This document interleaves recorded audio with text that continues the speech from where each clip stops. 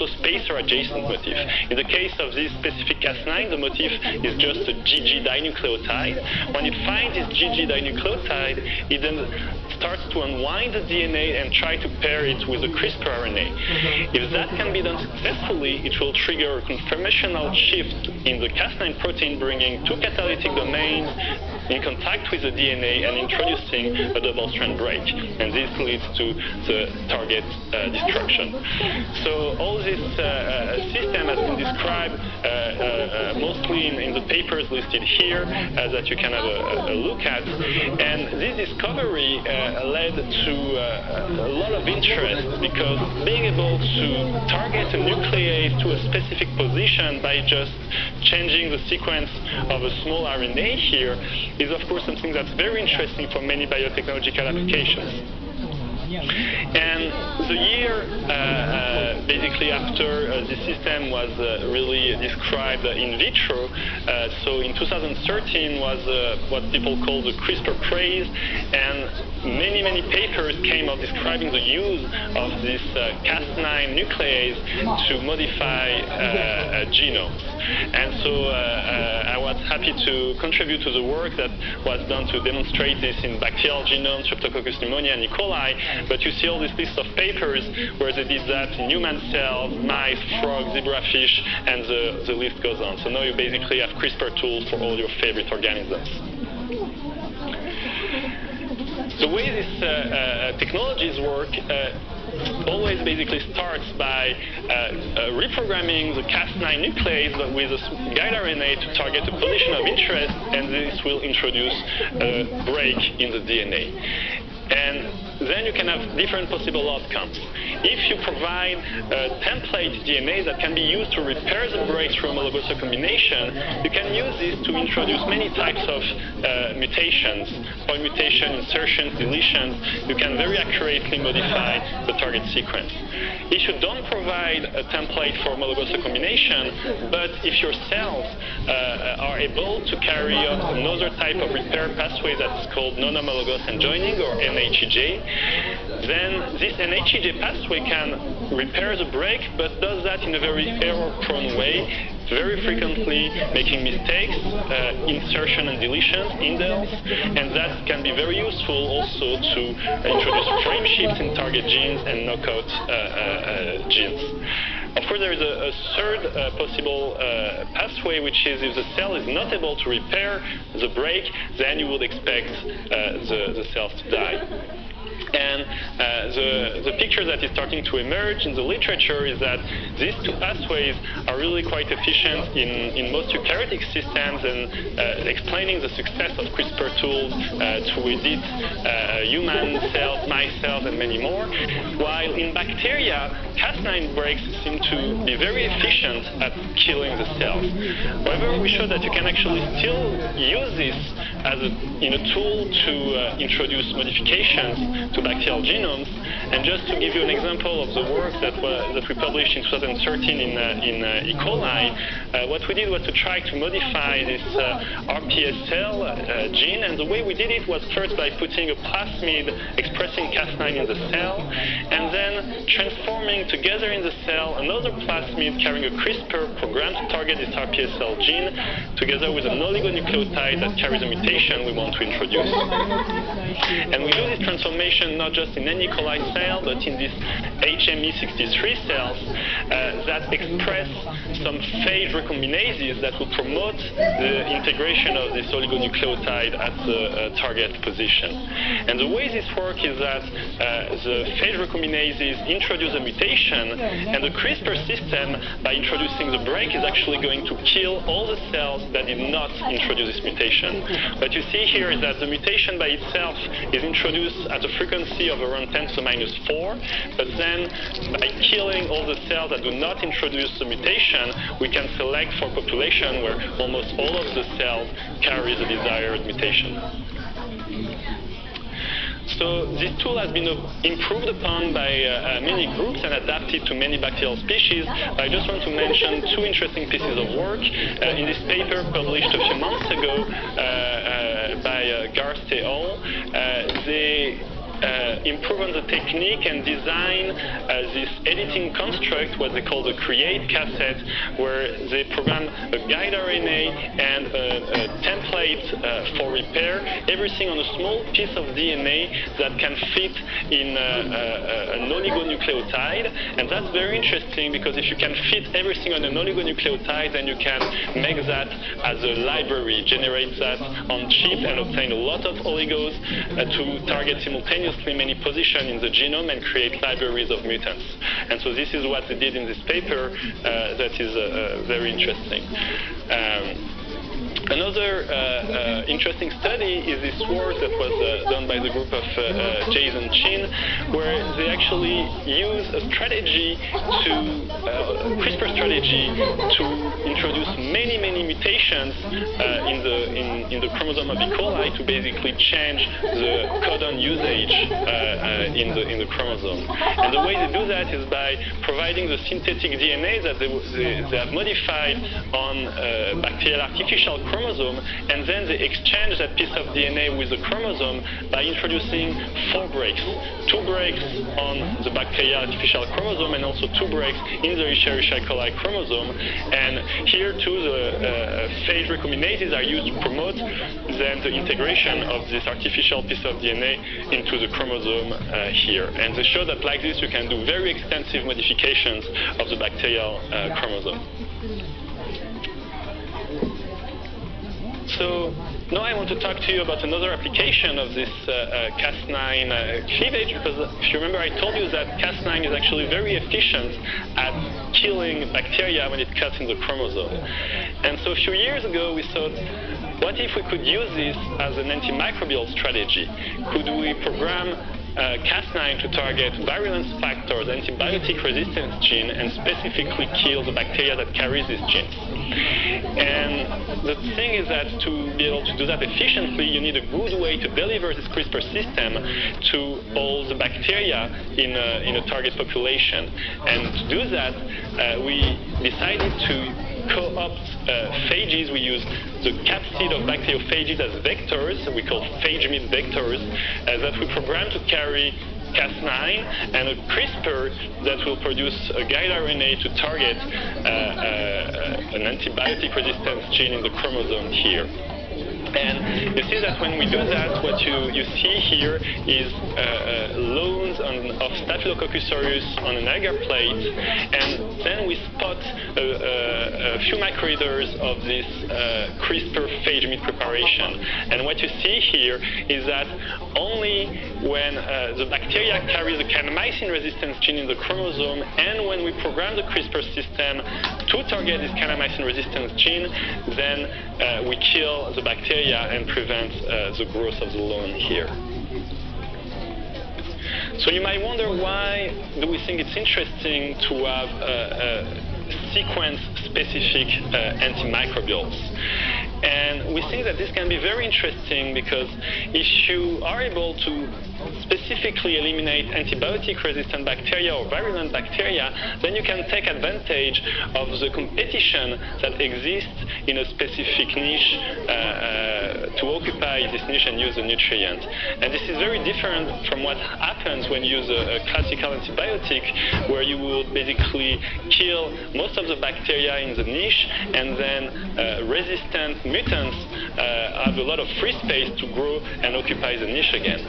To simulate this in a test tube, basically we did this experiment where we make a co-culture between 2 different staphylococci, one that is sensitive to kanamycin and one that is resistant to kanamycin. But we put a GFP plasmid in the resistant one so that we can easily follow both of them in the same culture. And so then we follow the optical density of the culture. This is a plane curve, and we also follow the fluorescence of the culture, that's a dashed curve, to know the proportion of kanamycin resistant to kanamycin sensitive in the population. So that's the control experiment, and you see that about half of the population is the resistant, the bad guys we want to eliminate. Now, if we do another control experiment where we treat the population with kanamycin, you see exactly what we would expect, which is that we kill the sensitive one, and now all the population is fluorescent and resistant to kanamycin. Now, let's say we make a slightly better antibiotic choice, we treat with streptomycin, then what happens is that we actually kill both bacterial population, but at some point in time, we start to see resistant bacteria appearing, mutants that take over the population, but they do so at the same frequency in the kanamycin resistant and in the kanamycin sensitive populations. And in the end, we still have half of the population being the bad guys. But if we treat with a CRISPR system that specifically targets the antibiotic resistance gene, this APH gene, this is a purple curve, we see that we don't recover any fluorescent signal in the end here. So it doesn't mean that we killed all of the target bacteria, but we killed maybe 99% of them. And in the meantime, the sensitive ones, you see that they were able to grow in the medium here, occupy the niche, use the nutrients, and they don't leave any room for the bad guys to come back. So you see that in specific situations like this, where we can take advantage of the competition between strains, this strategy can be very efficient at eliminating specific genotypes. We also wonder what happens if we use this to target something that is not in the chromosome of the bacteria but carried by plasmids. You might know that antibiotic-resistant genes and virulence factor are actually very frequently carried by plasmids. And what happens is that if you cut a plasmid with Cas9, you actually don't kill the bacteria, but you eliminate the plasmid. You cure it from the compound. And here we did this experiment. In this USA 300 methicillin resistant leukocyte that carries two plasmids, PUSA1 and PUSA2. Actually, PUSA2 here carries a tetracycline resistant gene. And what we can do is that we can program the CRISPR to target this plasmid at one at a time, or we can even put two spacers here to target them both simultaneously. And what we saw is that whenever we program to target PUSA2 here, or here together with PUSA1, we basically resensitize the population to treatment with the tetracycline. So by eliminating the plasmids that carry resistance genes, we can resensitize the bacterial population to an antibiotic treatment, which can be very interesting. We also went to do animal experiments, so this is a simple skin colonization model in the mice, where we shave the back of the mice and we colonize them with a mixture of kanamycin resistant and kanamycin sensitive staphylococci, and then we treat with this CRISPR or phagamide mixed preparation that we program to target the kanamycin resistant bacteria.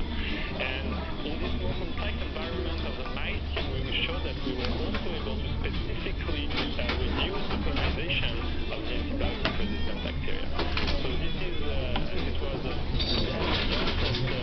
we did also in collaboration with Chad Oller, Susquehanna at the Rockefeller University, when I was still a postdoc in the lab of Luciano Marafini at the Rockefeller University.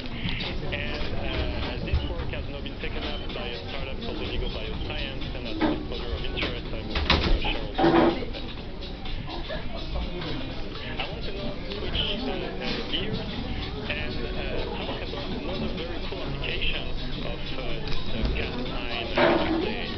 And this is the use of a catalytically dead variant of Cas9 called dCas9 that basically is still able to bind target positions in the DNA of the cell, but then doesn't use it. And it just sits there, and what we found and others found is that it actually binds strongly enough to block transcription of DNA and can become a very useful tool to do gene silencing. And so this is a figure from a paper we published in 2013 where we programmed Cas9 to target many positions in the promoter or inside a reporter GFP gene.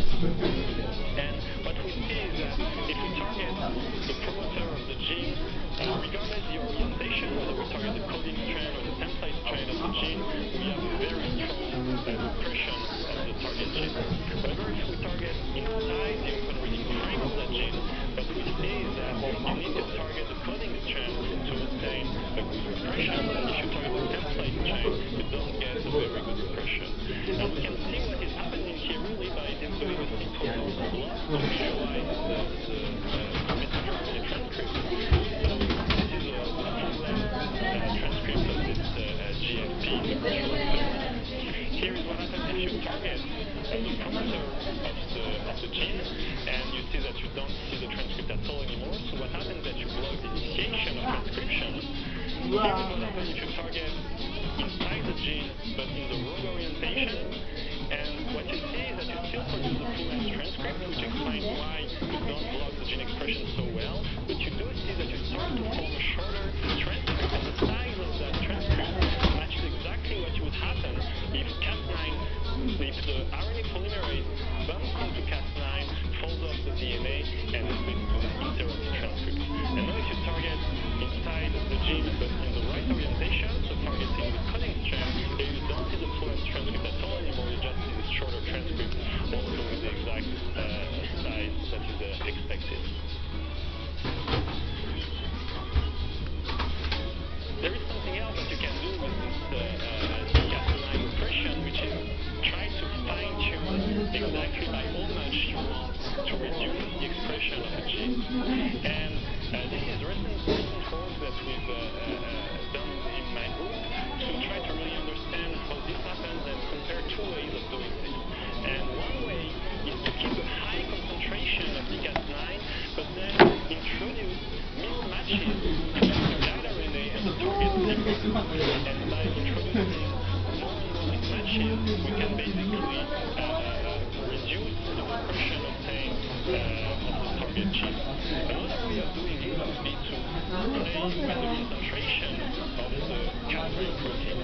So here we have the Cas9 gene under the control of the PTEN promoter, and so by playing with the inducer concentration, we can obtain different concentrations that lead to different repression levels of the target gene. And what we saw that was very interesting to us is that these two mechanisms by which we can fine-tune repression behave very differently in terms of the noise they generate in the expression of the target gene.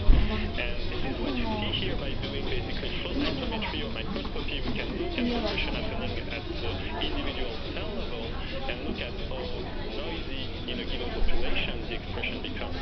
And what we see is that when we play with the concentration of the Cas9, we get a very noisy repression of the target gene. But when we keep a high concentration but play with the number of mismatches between the guide and the target, we basically don't introduce any further noise to the gene expression than its natural noise. So this is a very interesting property to the genetic system. We were quite interested by this effect and wondered how does this happen? Can we explain that we have so little noise when we reduce the complementarity between the guide and the target? And there are basically two models that would explain this. You could think that by reducing the complementarity, you would basically have an effect on the attachment rate or the detachment rate of Cas9 to DNA. And when Cas9 is bound, it would block, but if it's not bound, then it would let the RNA polymerase through. But there is another model, which we call the kickoff model, according to which maybe Cas9 is still always bound to the DNA, but the number of mismatch you introduce actually will affect the probability that the RNA polymerase will kick out the Cas9 from the gene. A way to tell these two hypotheses apart is we can make the prediction that in this model, if we increase the concentration of the active Cas9 complex, then we should have a better repression of the target gene. But this model, playing with the concentration of the Cas9, should not have any effect on the target gene expression as long as the Cas9 is saturated.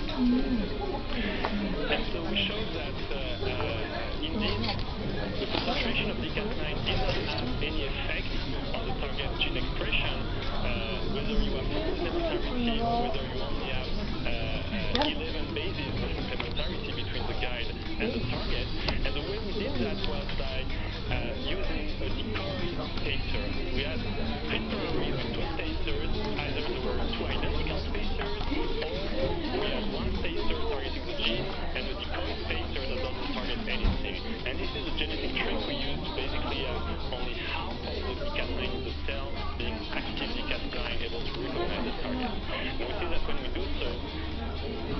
change at all the repression level of the target gene. So this was a demonstration that T-color model is correct and is able to explain why we don't produce noise when we block gene expression by specific amounts using this strategy. So we formulated all this into biophysical models. I'm not going too much into the details here. This was done in collaboration with a group of Spencer Tefela at the Institute of and I encourage you to look at this bioarchive preprint to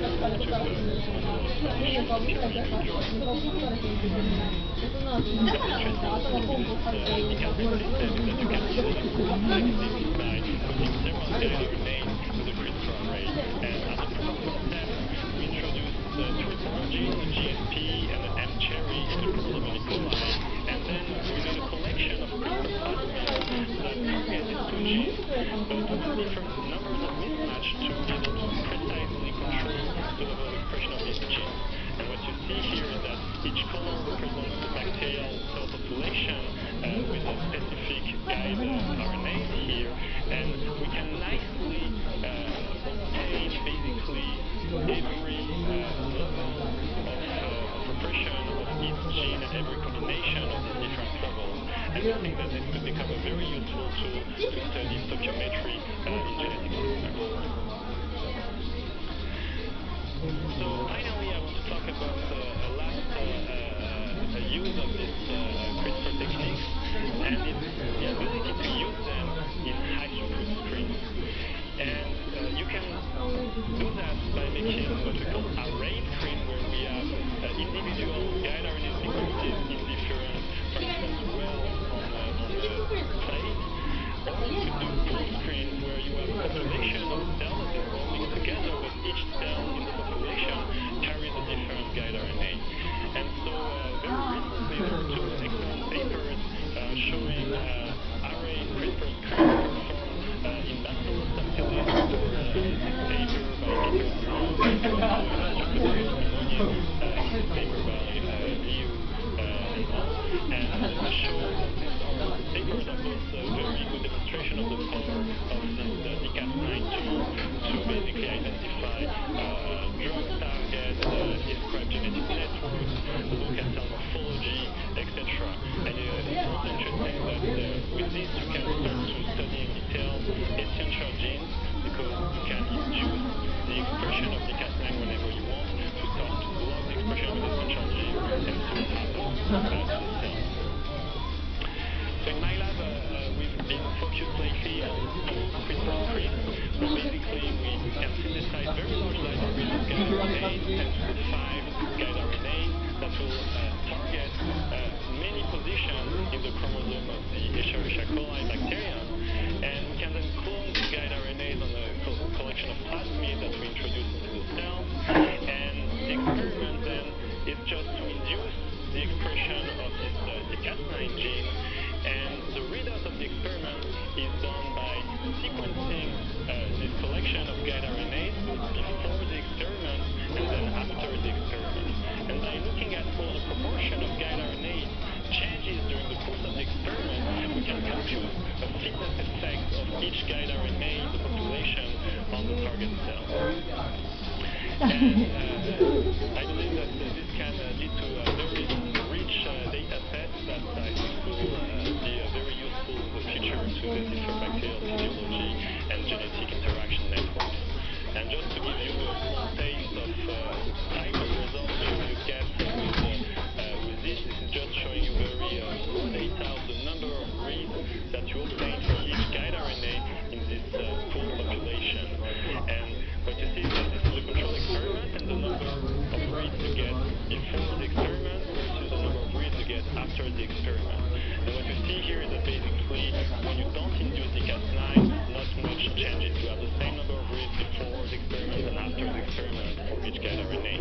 But now if you induce the expression of Cas9, you see that you start to have a lot of guide RNA that starts to go down. They're depleted from the libraries, and other guide RNAs can be enriched in the library. And so what this tells us is that this guide RNA, by blocking the expression of this specific gene, they produce a fitness defect in this specific experimental conditions, while those will give a fitness advantage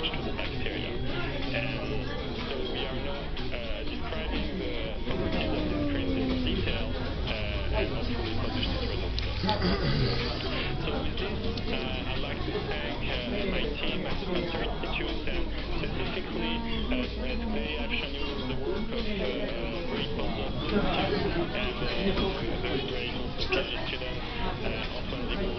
I want to mention also the work that I showed was done during my postdoc at the Rockefeller University with Luciano Marafini, and on this Cas9 characterization, its behavior at the single cell level was done in collaboration with the lab of Fanny Stefan at the Institut Pasteur.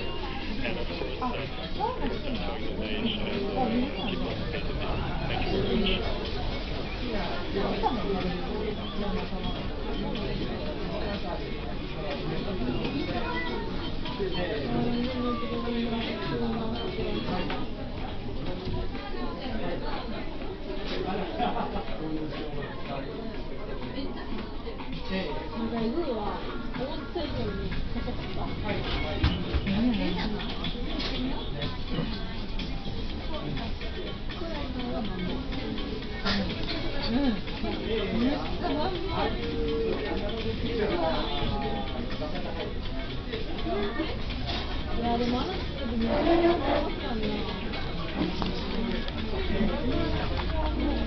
Hi, my name is Victor de Lorenzo, and I'm the director of a practical course that is taking place in the facilities of the EMBL, sponsored by EMO for synthetic biology, and that is the basis of the various videos that you are going to see in this series.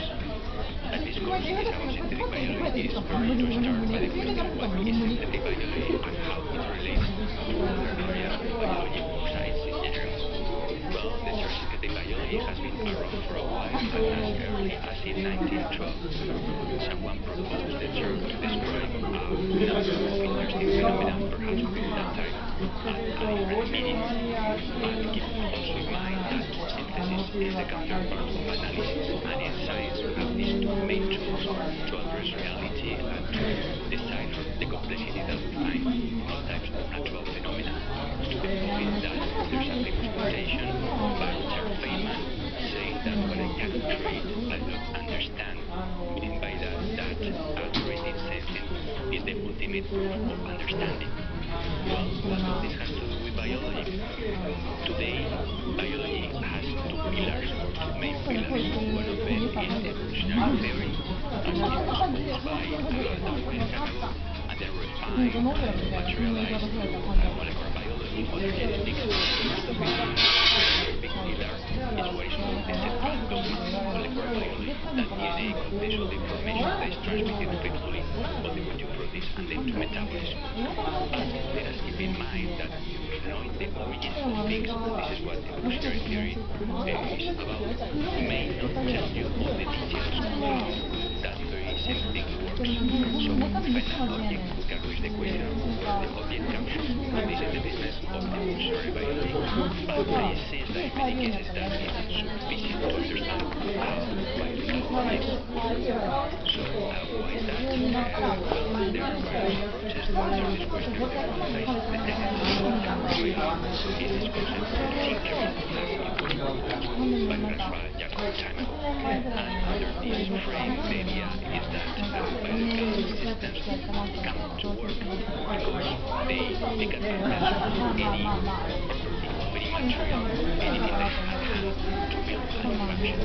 By that token, what happens is that every stage of evolution, every novelty that appears to fulfill a dependent purpose might remain as such or might be eventually co-opted to do something completely different. So sometimes in biology, biologists face the problem that we observe a complex phenomenon going on, and when we try to determine how that phenomenon mechanistically works, then we find sometimes an inexplicable complexity. And in many cases, this is the result of evolution, because evolution has picked up functions, materials here and there, and eventually something useful happens that can be selected for the next stage in the process. This is very well graphically represented by the cartoons by Ron.